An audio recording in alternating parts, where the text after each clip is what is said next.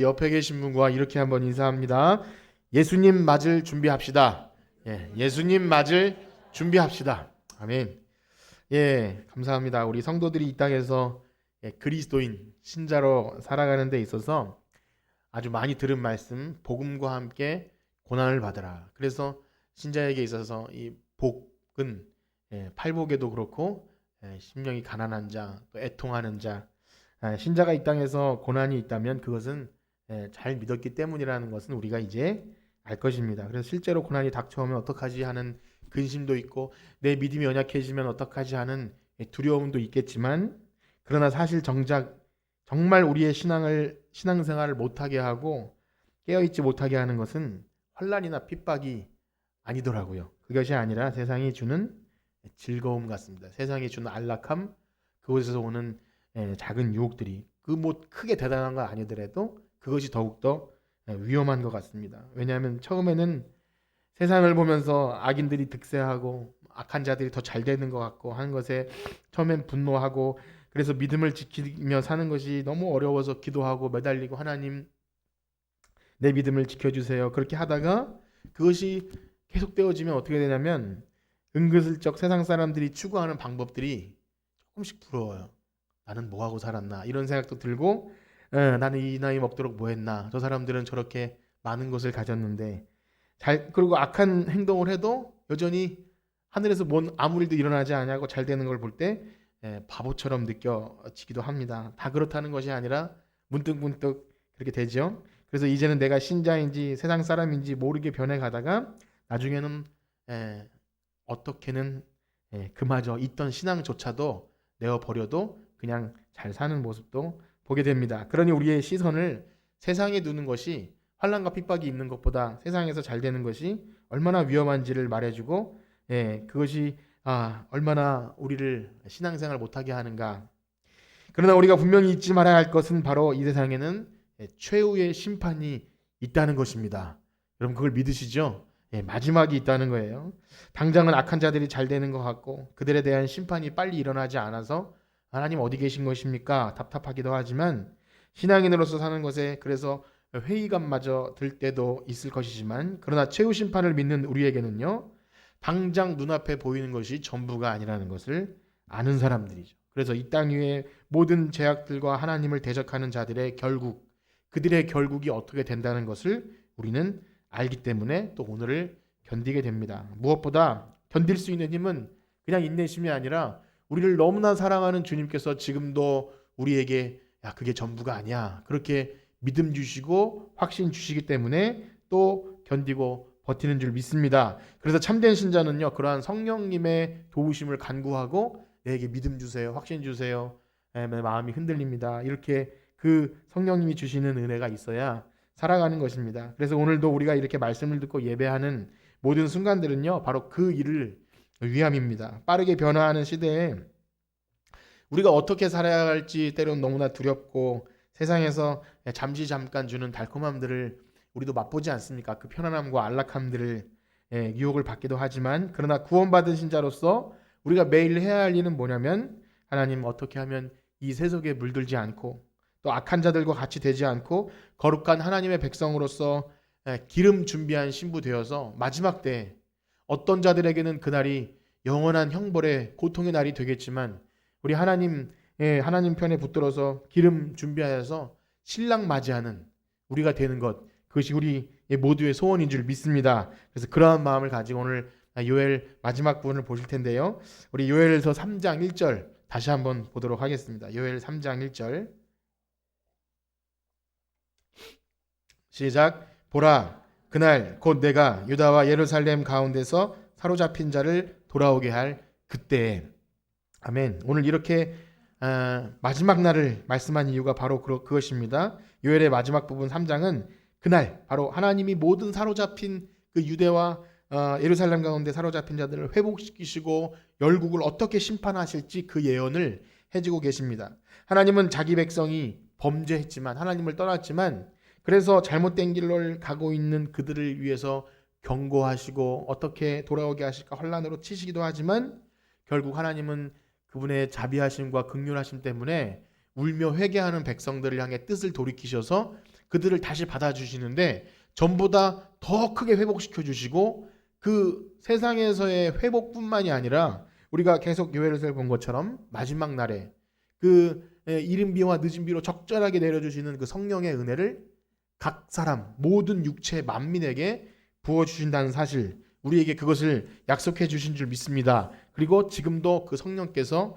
우리 안에 거하시는 거죠. 그리고 거기서 그치는 것이 아니라 전에 자기 백성을 압제하고 핍박하던 그 세력들, 어찌 보면 마귀의 세력들, 그들을 완전히 멸하시고 심판하시겠다 하는 겁니다. 그래서 우리가 사도신경에서 산자와 죽은 자를 심판하러 오시리라, 다시 오실 주님은요 심판하러 오신다는 것.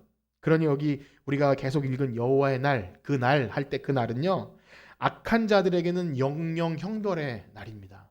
그 기회를 다 놓쳐버린 끝까지 하나님을 대적한 자들에게는 영영 형벌의 날이고, 그 다음에 우리 신자들에게는 그 눈에 눈물 씻기시며 핍박당하거나 고통당하거나 압제당하거나 또 불의 속에서 공평하지 못한 세상에서 어찌 보면 신자로 살아가기에 애쓰고 분투해서 너무나 힘든 그들에게는 눈물 씻겨주시고, 그래서 신랑 되신 예수님을 맞는 잔칫날이라는 것입니다. 여러분, 그날이 기대가 되십니까? 그날을 기대하지 않는다면 오늘을 살아갈 수 없는 거죠. 그런데 우리가 이렇게 읽고 있는 말씀이 좀 정리를 해보면 이게 구약의 말씀인가요? 신약의 말씀인가요? 구약 말씀이잖아요. 그래서 말씀드린 대로 그 역사 속에서 이스라엘 백성 그 말기에 있었던 일이에요. 그 다음에 그것이 회복되고 이렇게 해주겠다는 내용은 지금 말씀드린 것 같이 마지막 때의 최후의 심판을 그 시점에 얘기하는 게 아니라는 거죠. 그러니까 정리하면 이미 예수님이 아직 안 오신 상태였잖아요. 그리고 예수님이 오시고 예수님이 또 가셨다가 마지막 때 내가 다시 돌아오겠다 한 그 마지막 최후의 심판을 어떻게 이 심판 가지고 얘기할 수 있을까라는 생각이 듭니다. 그런데 지난주에도 그런 말씀을 드렸어요. 우리 하나님은요, 그 모든 시대의 선지자를 통해서 특정한 시간에 특정한 사람에게 약속해 주시고 그 말씀을 이루어 주시는 방식으로 하나님을 나타내세요. 아들을 주시겠다, 그 땅을 주시겠다, 그 왕국을 주겠다, 혹은 이기게 해주겠다, 뭐 이런 것으로 하지만, 그래서 그것을 이루어 주시지만 그게 전부가 아니라 그 안에 비밀을 숨겨 놓으시는데 그게 바로 장차 오실 예수 그리스도, 복음을 숨겨 놓으신 줄 믿습니다. 그래서 태초에 창세기에 타락할 때부터 거기다가 원 복음을 숨겨 놓으셔서 나중에 여자의 후손이 뱀의 머리를 밟겠다 이렇게 숨겨 놓으시고, 또 아브라함에게 아들을 주시면서 또 다윗 왕을 왕시켜 주시면서 해주신 모든 일들이 이 땅에서 뭔가를 내가 성공하게 해주겠다, 그것이 전부가 아니라 장차 오실 왕, 또 얻게 될 땅, 하나님 나라, 회복, 이것이 그 속에 이렇게 꽉 채워져 있는 거예요. 그래서 성경을 읽으시면서 구약을 보시면서 장차 오실 예수님, 그리고 마지막 때까지 이렇게 다 들어있습니다. 그리고 성경 곳곳에 숨어있는 심판 이야기 있지 않습니까? 노아 홍수 때 심판, 또 소돔과 고모라의 심판, 이스라엘 백성이 또 여호수아를 통해서 그 가나안을 정복할 때 모든 심판은 마지막 최후의 심판까지 담겨 있어요. 그래서 요엘서라는 짧은 3장 안에서도 그 회복과 심판과 이 모든 것이 다 들어있다는 거죠. 그래서 방금 읽은 3장 1절에서 보라, 그날 유다와 예루살렘 가운데 사로잡힌 자를 돌아오게 할 때라는, 그때는 그 당시에도 포로에서 회복을 시켜주세요. 실제로 하나님이 포로에서 이제 때가 차면 70년이 지나면 돌아오게 하시잖아요. 그것 포함해서 마지막 때도 하나님의 백성을 돌아오게 해주시겠다, 최후의 심판도 예언하고 있는 것입니다. 그런데 그때 하나님이 그 일을 누구를 위해서 하십니까? 우리 2절 말씀을 한번 보겠습니다. 2절 시작. 내가 만국을 모아 데리고 여호사밧 골짜기에 내려가서 내 백성 곧 내 기업인 이스라엘을 위하여 거기서 그들을 심문하리니 이는 그들이 이스라엘 나라들 가운데 흩어버리고 나의 땅을 나누었으며.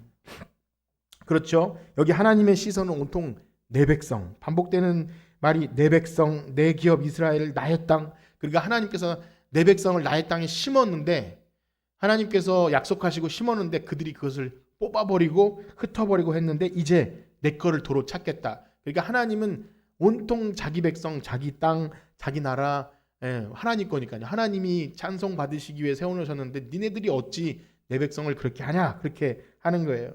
그래서 우리 하나님 백성인 사실만 믿는다면, 죽이시든지 살리시든지 하나님께만 붙어 있으면 우리는 살게 되는 줄 믿습니다. 예, 그것을 믿으셔야 돼요. 어찌되든지 간에 하나님 편에 서셔야 돼요.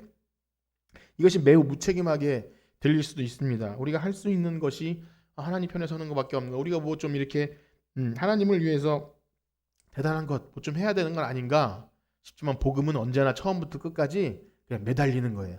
주여 저는 죄인입니다. 저를 살려주세요. 그거밖에 할 게 없는 거죠. 그래서 주여 우리를 불쌍히 여겨주세요. 피할 곳은 주님밖에 없습니다. 라고 하는 성도들, 그 긍휼을 구하는 백성들을 위해서 하나님께서 일하시는 줄 믿습니다. 특별히 여기에 여호사밧 골짜기라는 어떤 상징적인 표현이 나오는데, 여호사밧이라는 뜻 자체는 뭐냐면 하나님이 심판하신다는 거예요. 그래서 여호사밧 골짜기는 하나님이 심판하는 골짜기라는, 그래서 마지막 최후의 그곳에서 하나님이 심판하시겠다. 그런데 동시에 우리가 여호사밧 하면 교회 좀 다니신 분들은 무엇이 생각나시나요?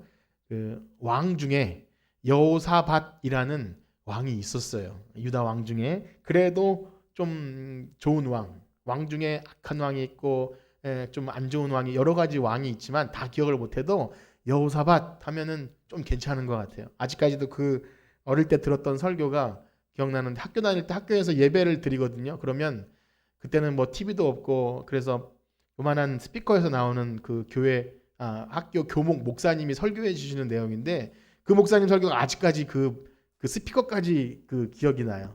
그 여호사밧 하면은 전쟁에 나갔는데 맨 앞에 성가대를 세운 그 왕이었어요.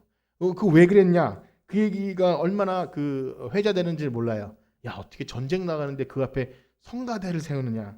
근데 그것은 허세나 아니면 뭐 하나님 믿기 때문에 난 이 정도야라를 보여주는 게 아니라 완전히 질 수밖에 없는, 그 여기 보면 이제 모압과 암몬이 여호사밧을 막 쳐들어올 때 주여 우리는 어찌합니까? 우린 죽을 수밖에 없습니다 하는 자리에서 하나님이 확신을 주셔가지고 한 일이 그거였다는 거예요. 그래서 그 부분을 잠깐 좀 몇 구절 살펴보기 원하는데요. 역대하 20장에 나오는 내용입니다. 20장 12절을 한번 같이 읽어보겠습니다. 20장 12절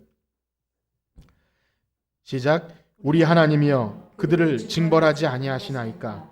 우리를 치러 오는 이 큰 무리를 우리가 대적할 능력이 없고 어떻게 할 줄도 알지 못하고 오직 주만 바라보나이다. 아멘. 이게 여호사밧의 기도였어요. 모압과 암몬이 쳐들어오니까 막 금식하면서 사람들에게 금식을 선포하고 하나님께 엎드리는데 오직 주만 바라보나이다. 그러니까 딴 거 바라보고 싶어도 바라볼 수도 없는 상태가 이른 것입니다. 바로 이 자세입니다. 우리가 능력이 없고 오직 주만 바라봅니다. 여호사밧은 하나님만 의지하고 주님께 엎드리죠. 하나님은 이 자세를 원하시는 거예요. 다른 의지할 것을 다 어찌 보면 야박하게도 다 없애신 후에 오직 하나님만 의지하게 하시죠. 그때 하나님의 말씀이 야시엘에게 임하는데요. 이 부분도 너무 유명한 말씀인데 한번 읽어보겠습니다. 15절에서 17절입니다. 역대하 20장 15절에서 17절 시작. 야시엘이 이르되 온 유다와 예루살렘 주민과 여호사밧 왕이여 들을지어다. 여호와께서 이같이 너희에게 말씀하시기를 너희는 이 큰 무리로 말미암아 두려워하거나 놀라지 말라. 이 전쟁은 너희에게 속한 것이 아니요 하나님께 속한 것이니라. 내가 너희를 그들에게 내려가라. 그들이 시스 고개로 올라올 때에 너희가 골짜기 어기 여류엘 들 앞에서 그들을 만나려니와 이 전쟁은 너희가 싸울 것이 없나니 대열을 이루고 서서 너희와 함께한 여호와가 구원하는 것을 보라. 유다와 예루살렘아 너희는 두려워하지 말며 놀라지 말고 내일 그들을 맞서 나가라. 여호와가 너희와 함께하리라 하셨느니라. 아멘. 너무 유명한 말씀이죠. 이 전쟁은 너희에게 속한 것이 아니라 여호와가 구원하는 것을 봐라. 아주 유명한 이 말씀. 왕과 백성들은 그 말씀을 듣고 힘을 얻어가지고 말씀드린 대로 이 군대의 맨 앞에 찬송하는 그 성가대를 세워놓고 적진을 향해 나갑니다. 전쟁에서 이겼을까요? 졌을까요? 예, 졌으면 말을 하지 않았겠죠. 예, 이겼습니다. 너무나 유명한 전투 장면이에요. 완전히 질 수밖에 없는 전쟁에서 하나님께서 이 전쟁은 야 너에게 속한 것이 아니고 나에게 속한 거야. 그냥 여호와가 구원하는 것을 보기만 해. 우리가 자주 부르는 시편 찬양이나 이런데 너무 많이 나오지 않습니까? 근데 이 전쟁을 이 겉보기로는 이 종이 한 장 차이와 비슷한 전쟁이 하나 있었어요. 그 너무나 유명한 전투인데 사울 왕, 이스라엘 초대 왕 사울은 블레셋과 전투에서 자기 공적을 세우고 싶은 거예요. 사실은 하나님을 의지하는 척하면서. 그래서 그 군대 앞에 법궤를 들고 나가죠. 법궤. 하나님이 함께 하신다는 상징. 뭐 성가대를 세우거나 법궤를 밀고 나가거나 비슷한 거 아닙니까? 우리 겉모습 보기에는 하나님을 잘 믿는 어떤 형태를 구분하기가 매우 어렵지만 하나님은 중심을 보시지 않습니까? 근데 보면은 사울은 어떻게 됐을까? 이겼을까요? 졌을까요? 완전히 법궤까지 빼앗겨버리는 너무 처참한 민망한 사건이 일어난 거예요. 그거죠. 그 차이는 뭐냐면 우주의 심판자 되시는 하나님을 의지하고 하나님께서 이 전쟁을 주관하신다는 것이 아니라 사울은 내가 어떻게 하면 이길까 하고 하나님을 이용했던 것이고, 이 아까 말씀드린 여호사밧은 심판하실 분은 하나님이시다. 그래서 여호사밧 골짜기라는 이야기를 나올 때 이스라엘 사람들은 그 배경을 이해했을 거예요. 심판하시는 분은 하나님이시구나. 우리가 하는 일이 아니구나. 이러한 마음을 가지고 지금 이 여호사밧 골짜기 이야기를 듣게 되는 거예요. 그래서 이번 주 매일 성경을 보면서도 시편 내용에 이 말씀이 얼마나 많이 나오는지도 몰라요. 62편에 보면 오직 하나님만 바라라. 나의 영혼아 잠잠히 하나님만 바라라. 오직 구원이 여호와에게서만 나오는도다. 매일 성경 하신 분들은 알 줄 믿습니다. 보면은 계속 그 내용이에요. 하나님만 바라게 하시는 것. 그런데 우리가 반드시 알아야 할 것이 있습니다. 이 일반 상식적인 시선에서 좀 이 사건들을 좀 봤으면 좋겠는데요. 이렇게 생각할 수 있어요. 하나님께서 자기 백성을 훈련시키시는 것은 참 좋아요. 적군들을 틀어서 엄청난 모압, 암몬, 뭐 또 보면은 그 미디안 군대 많지 않습니까? 엄청난 군대로 뭐 이렇게 300명이 이기는 전투, 이런 거 보면 하나님은 그냥 저 이방의 군대들은 이스라엘 백성을 믿음 확인시켜 주시고 깨닫게 하시기 위해서 이렇게 사용하셨다가 전멸시켜버리고, 그 여호사밧 전투에서도 지들끼리 싸워서 막 다 죽거든요. 그렇게 볼 때 저들은 그냥 이용하고 버리는 그런 존재인가, 이런 생각이 들기 쉬워요. 일방 상식적인 의미에서. 그렇게 하면 하나님이 어찌 그러실 수가 있나, 그런 생각이 안 드셨다 할지라도 한번 들어보세요. 그렇게 생각이 들 수밖에 없어요. 기독교를 거부하거나 혹은 아직 믿음이 없는 사람들에게 하나님의 백성을 가르치시기 위해서 세상을 그렇게 사용하시고 버리시나 심판하시나? 그런데 그것이 아니라는 겁니다. 하나님은 결코 그런 분이 아니세요. 하나님은 악인을 들어서 자기 백성을 단련시키긴 하시지만 악인을 심판하실 때는 그들의 악행대로 심판하시는 거예요. 왜냐하면 하나님은 공의로우신 분이시거든요. 하나님은 결코 편협하거나 판결을 굽게 하시거나 그런 분이 아니라 공의로 또 악을 그 행한 대로 갚으시는 분이세요. 그래서 하박국이라는 선지자가, 우리가 지금 요엘을 보고 있는데 선지서를 뒤로 쭉 가보면 하박국이라는 그 선지자가 또 나오는데요. 하박국은 하나님 왜 저 악한 자들이 선한 하나님 백성을 괴롭히고 압제하는데 그냥 내버려 두십니까 하면서 막 탄원하는 그런 얘기를, 기도를 합니다. 그때 하나님이 그렇게 말씀하시죠. 아니다. 너네들은 너네대로 그렇게 벌받지만 악한 자들은 악한 자대로 그 행위대로 심판받을 것이야. 그리고 나오는 말이 오직 의인은 믿음으로 말미암아 살리라. 이 유명한 말씀이 있지 않습니까? 그래서 그런 거예요. 악인은 자기 죄로 심판받는 거예요. 하나님이 뭐 그냥 하나님 백성, 예를 들면 오늘날로 막 교회 안 다니는 사람들은 죽이기도 하고 살리기도 하는 거는 그냥 그냥 막 물건 다루지 않느냐, 그런 것이 아니라는 것이죠. 그래서 오늘 이런 말씀을 좀 드리기 원합니다. 오늘 특별히 본문에 하나님이 벌하시는 이방 나라의 악행이 무엇이었는가가 좀 이렇게 주목되고 있는데요. 그것이 뭐냐면 그 큰 힘과 권세로 하는 일이 뭐냐면 약자를, 어린아이와 뭐 임산부나 이런 어린 약한 시민들을 인권을 유린하고 폭행하고 억압하는 그 심판의 내용을 담고 있어요. 3절 말씀을 한번 읽어보겠습니다.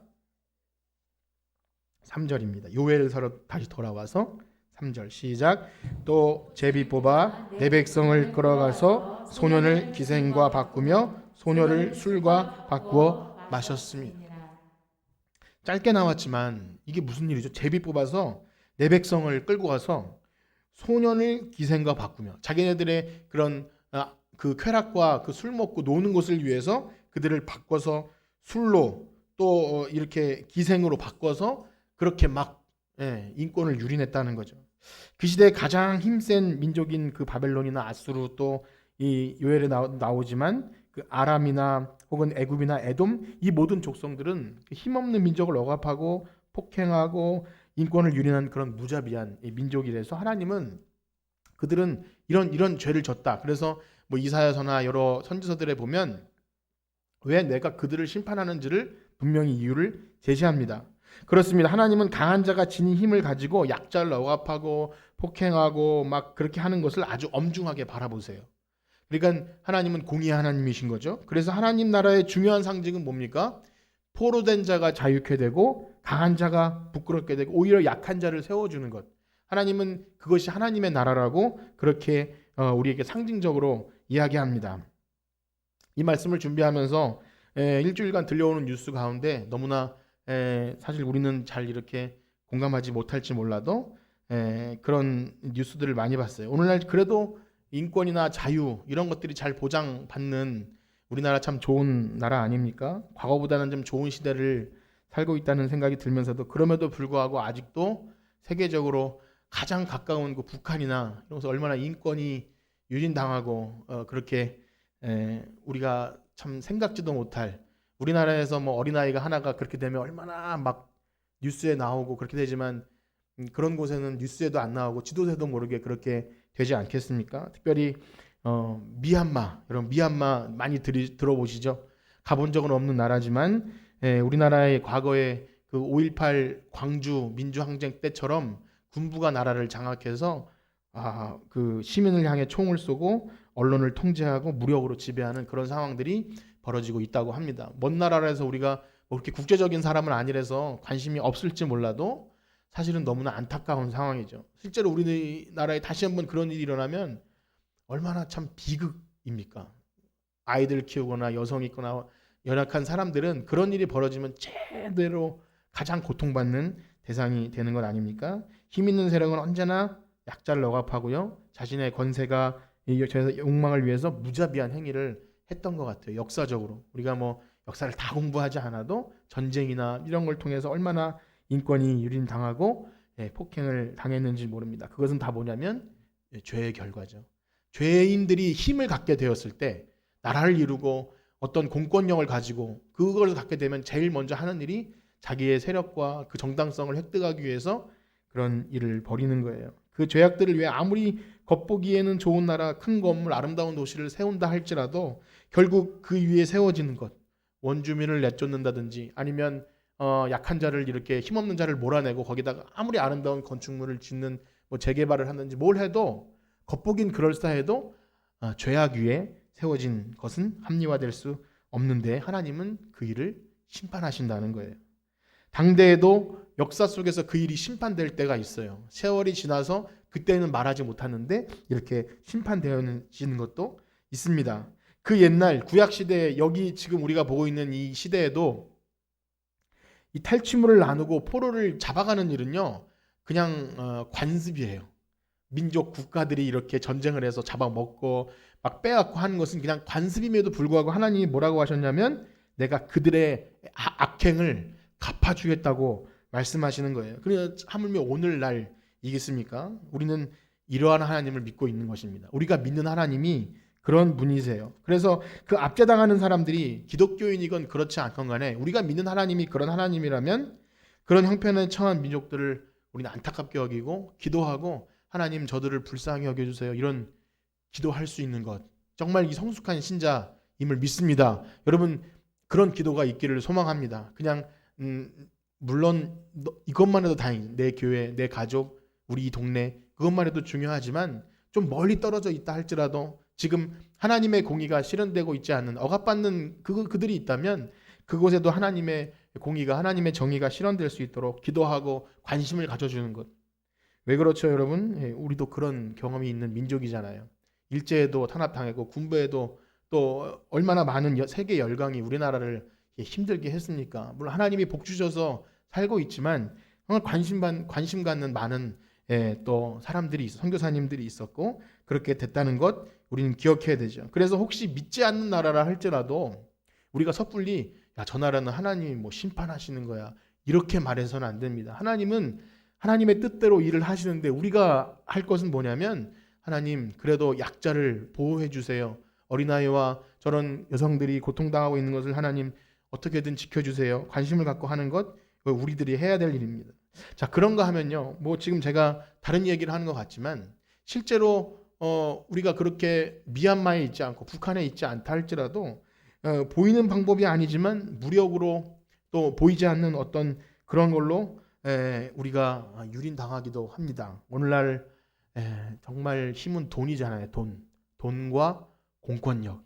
우리 같은 그냥 법 없어도 살 서민들에게는 그것이 잘 와닿지 않는 일일지 모르지만 그 힘 있는 자들이 돈과 정보와 공권력을 가지고 얼마나 자신들의 부를 획득하고 이득을 챙깁니까? 그러면 당연히 상대적으로 그렇지 않은 사람들은 피해를 보게 돼 있는 사회 구조가 그렇습니다. 혹시 믿는 자들도 그런 것에 편승하지 않나 우리는 생각해야 합니다. 이 법 잘 쓰는 사람들은요, 큰 죄를 짓고 큰 탈세를 해도 그러니까 그렇게 넘어가는 것 아니겠습니까? 그런데 그냥 힘없는 사람들은 조금만 뭐 이렇게 해도 아주 법을 칼같이 들이대서 물론 딱지 끊으면 안 되겠지만 그런 거 절대 용서해주지 않지 않습니까? 근데 엄청난 걸 해도 법 잘 쓰는 사람 또 공권력이 있는 사람은 잘 빠져나갈 때 서론에 말씀드린 대로 이렇게 사는 거 바보 아닌가? 바보?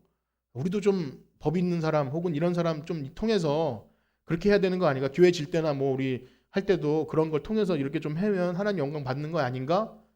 그것이 아니라는 거예요. 하나님 믿는 사람은 그렇지 않다는 거예요. 피해를 보더라도 혹은 그 악한 자들의 행태가 조금 부러워 보일지라도 그것에 동조하지 않고 끝까지 하나님 뜻대로 하는 것, 그것이 바로 이 공의로우신 하나님을 믿는 우리 성도들인 줄 믿습니다. 그래서 남들이 어찌 됐건 간에 나만 이익 보는 식으로 그렇게 사는 것은 너무나 세상 사람들이 하는 일이죠. 여러분, 누군가 노력하지 않고 돈을 벌었다면 누군가는 피해를 보게 돼 있습니다. 누군가 투기를 하고 어떤 데 이렇게 정보를 가지고 뭔가 대단한 걸 획득했다면 분명히 어떤 사람들은 손해가 났을 거예요. 그런 구조 속에 오늘날 살고 있습니다. 근데 우리가 그런 식의 불평등을 해소하고자 우리도 거기에 합류하는 것은 하나님의 백성이 할 수 없는 일이고, 하나님은 불꽃 같은 눈동자로 우리를 지켜보시고 이 세상에서 어떻게 사는지를 바라보고 계시는 것입니다. 그래서 우리 신자들은요, 직업이나 학력이나 뭐 세상의 주거 문제 이런 것들도 그냥 세상이 하는 방식대로 우리도 그렇게 해야지가 아니라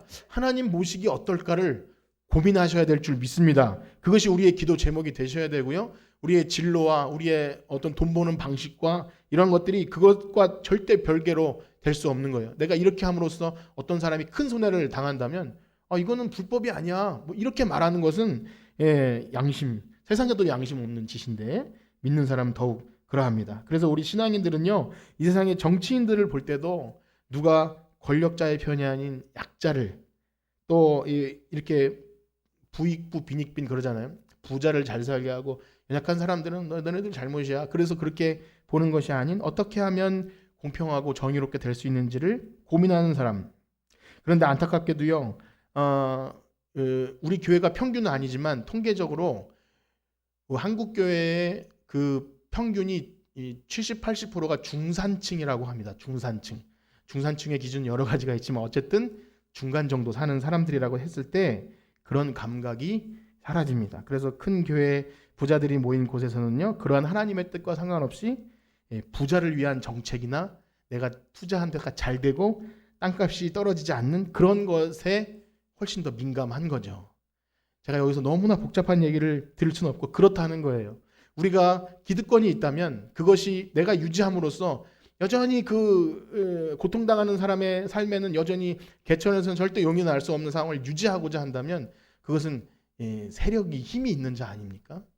그래서 우리 신자들이 이 땅에 살아가면서 그런 생각쯤, 세상의 뉴스를 보면서 미얀마나 뭐 이렇게 고통당하는 사람을 볼 때 뭐 저 사람들은 자기 죄 때문에 그러겠지, 그렇게 보는 것이 아니라 하나님은 이걸 어떻게 보실까, 그렇게 보는 것, 참 우리 이 땅의 마지막 때 신자로 살아갈 때 우리가 절대 놓치지 않아야 할 일인 줄 믿습니다. 자, 그런데요, 사실 알고 보면 그 권력자들의 악행은요, 그냥 사람들만 괴롭게 한 것이 아니라 결국 하나님이 받으셔야 될 영광을 가로챈다는 거예요. 우리 그 부분을 한번 읽어볼까요? 요엘 3장 5절 6절입니다. 요엘 3장 5절 6절 시작. 곧 너희가 내 은과 금을 빼앗고 나의 진귀한 보물을 너희 신전으로 가져갔으며 또 유다 자손과 예루살렘 자손들은 헬라 족속에게 팔아서 그들의 영토에서 멀리 떠나게 하였습니다. 이게 무슨 말이냐면 거대 권력은 결국 하나님과 원수가 될 수밖에 없어요. 역사 속에서 죄인들은 결국 그렇더라고요. 그것이 세상 왕의 권세든지 혹은 교회의 권세든지, 중세 교회나 교회가 힘이 셀 때가 있잖아요. 우리나라도 그런 시절이 있었는데 교회가 힘이 세고 할 때 결국 돈이 많아지고 사람들이 모이면 믿는 사람들이 모였다 할지라도 그것이 결국 교회를 욕먹는 일을 하게 되고 하나님 영광을 가리게 돼요. 그러니까 결국 그런 거죠. 진정한 교회는 세상의 권력과 편승한 교회들이 많을 때 핍박을 받더라고요. 참 욕을 많이 먹고 그렇죠. 그래서 이러한 욕심에 의해서 사람들이 땅을 빼앗고 사람들을 폭력으로 대하고 그들의 하나님조차 멸시하던 거대 권력을 하나님은 심판하신대요.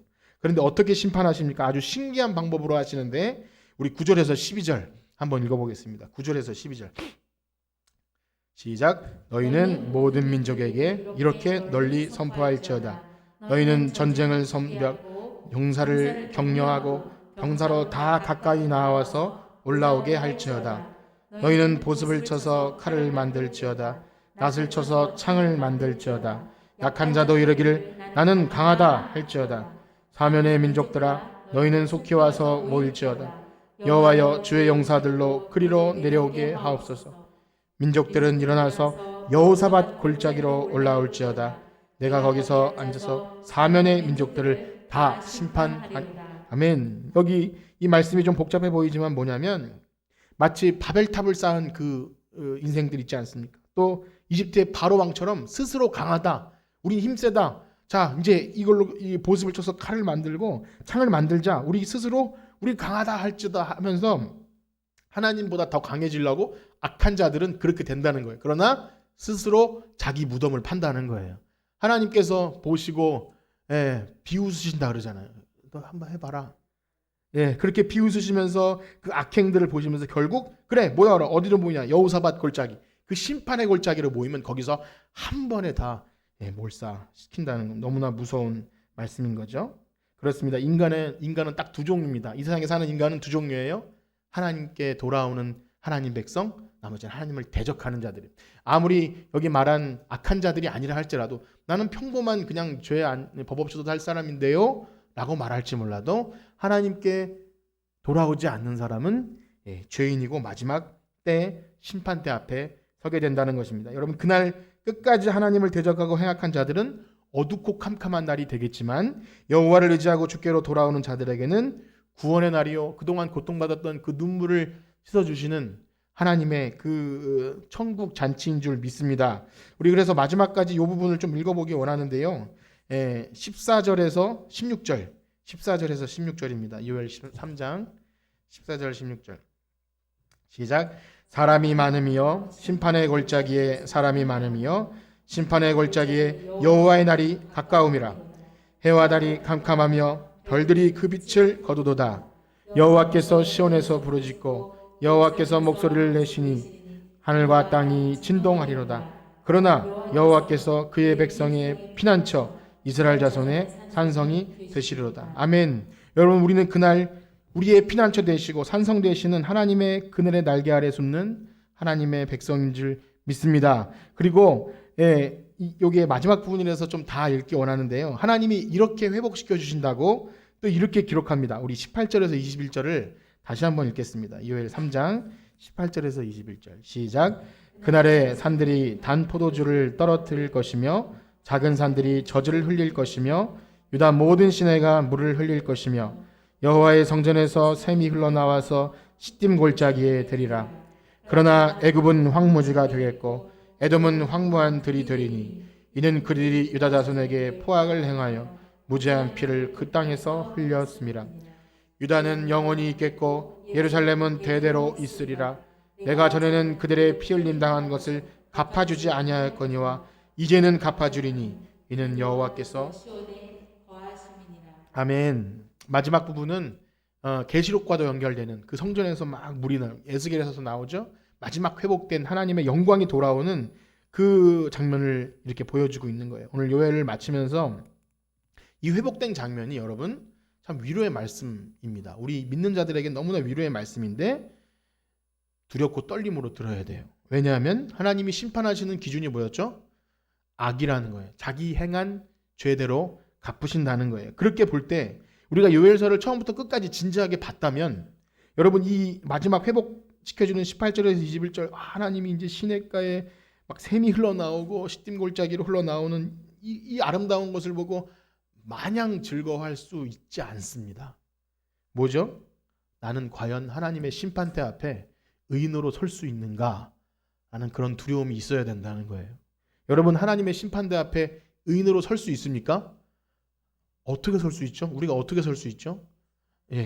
답을 알고 있어요. 우리는 예수 그리스도의 보혈의 능력으로 우리의 행위가 아니라 예수님이 그걸 다 가려 주셔서 우리를 의롭게 해주시는 그 보혈의 공로로 쓰는 것, 그것이 복음이고 은혜인 줄 믿습니다. 다만 말씀드리는 것은 뭐냐면 아까 왜 이것을 두렵고 떨림으로 서야 된다면 정말 이것이 복음이고 은혜로서 우리는 하나님 앞에 의롭게 설 수 있다는 자세는 이 무서운 심판 자리에 나는 당연히 서지 않으니까 난 괜찮아 하고 그냥 그렇게 살라는 말이 아니라 진짜 구원받은 성도는 오늘도 내가 주님 앞에 의롭게 서고 있는가를 매일매일 확인하셔야 돼요.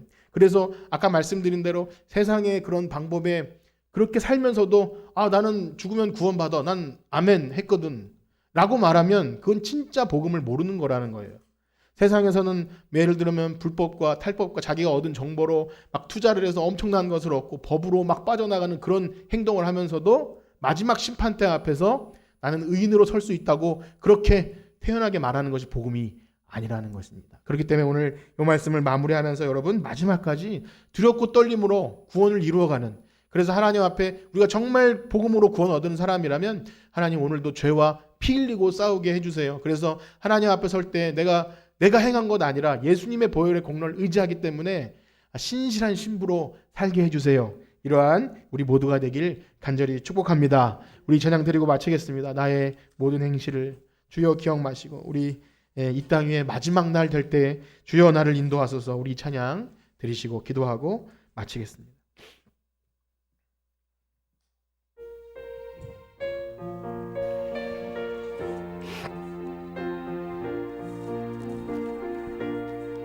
나의 모든 행실을 주여 기억 마시고 바른 길로 인도하소서.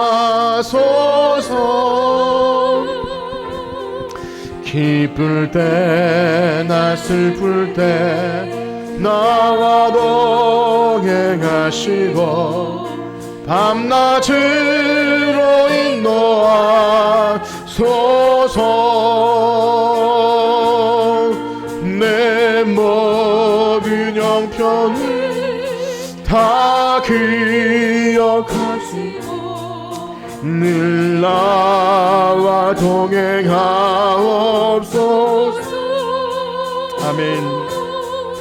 나의 생명 주 앞에 남김없이 드리니 주여 나를 지켜주소서. 나의 모든 실수를 주여 용서하시고 바른 길로 인도하소서. 주의 크신 사랑과 하늘나라 영광을 나도 전파하게 하소서. 아멘. 내 모든 형편을 다 기억하시고 늘 나와 동행하옵소서.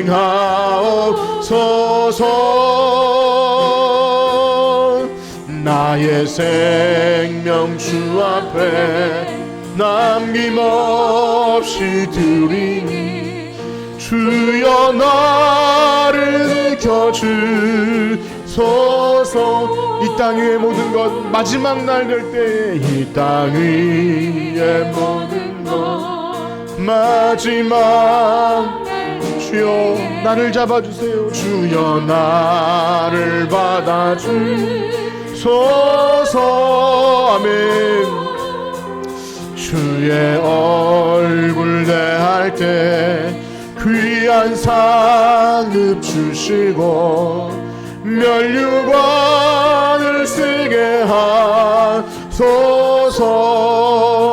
아멘. 내 모든 형편을 다 기억하시고 늘 나와 동행하옵소서. 나의 생명 주 앞에 남김없이 드리니 주여 나를 지켜주소서. 아멘. 오늘 들으신 말씀 기억하면서 이 땅 위에 마지막 날 최후의 심판이 있다는 것을 믿기에 오늘 우리는 죄에 빠지지 않고 살아갈 수 있습니다. 하나님 우리를 믿음을 지켜주시고 이 세상의 악한 것을 볼 때 그냥 느낌 없이 보는 것이 아니라 하나님 저들도 불쌍히 여겨주시고 악한 길에서 돌아오게 하시고 억압받는 연약한 자들을 위해서도 기도할 수 있는 우리가 될 수 있도록 우리 주의 이름을 세워 부르짖고 기도합니다. 주여 주여 주여 우리를 불쌍히 여겨주셔서 구원해 주신 하나님 감사합니다. 우리도 포로되었고 우리도 억압받았고 우리도 너무나 힘든 시절이 있었는데 하나님 은혜로 우리를 살려주셨고 보내주셨습니다. 하나님 그것은 하나님께서 공의로우시고 정의로우시고 약한 자들을 돌아보시는 하나님 자비와 긍휼의 하나님이시기 때문입니다. 하나님 그러나 우리가 믿었고 우리가 옥식하셨다 해서 하나님을 믿음에도 불구하고 하나님 우리가 약자의 편에 서지 못하고 강자의 편에서 그렇게 잘 먹고 잘 사는 것에 혈안이 되어 있다면 하나님 우리는 최후의 심판을 믿는 사람들이 아닙니다. 하나님 이 땅에 나그네로 살아갈 동안 혹 핍박을 당한다 할지라도 하나님 최후의 심판을 믿으며 하나님께서 이 모든 것을 갚아주심을 믿고 담대하게 살아가고 용서할 수 있게 하여 주시옵소서. 특별히 고통당하는 억압받는 민족들 주님께서 기억하셔서 하나님 선한 길로 인도하여 주시옵시고 하나님 그때가 이를 때 하나님 그 억압하는 하나님 나쁜 사람들을 주님께서 벌하시고 하나님 주님께서 원하시는 백성을 하나님 의한 길로 옳은 길로 인도할 수 있는 많은 주의 백성들이 나타날 수 있도록 하나님 인도하여 주시옵소서. 한 주간 살아가는 동안도 하나님 주님께서 찾으시는 내 백성 내 이스라엘 하나님 내 땅 하나님께서는 오늘도 그들을 간절히 찾으시나니 하나님 우리 하는 동안 살아가는 동안도 하나님 백성 되어서 하늘나라 복음을 전파할 수 있는 우리 모두가 되게 하여 주시옵소서. 주님 감사합니다. 아버지 인도하여 주시옵소서. 아멘. 이제는 우리 주 예수 그리스도의 은혜와 하나님의 무한하신 사랑하심과 성령님의 교통하심이 마지막 심판 때에 주님 손 붙들고 주님 품에 안길 수 있는 성천교회 성도들 머리 위에 이제로부터 영원토록 함께 있을지어다. 아멘.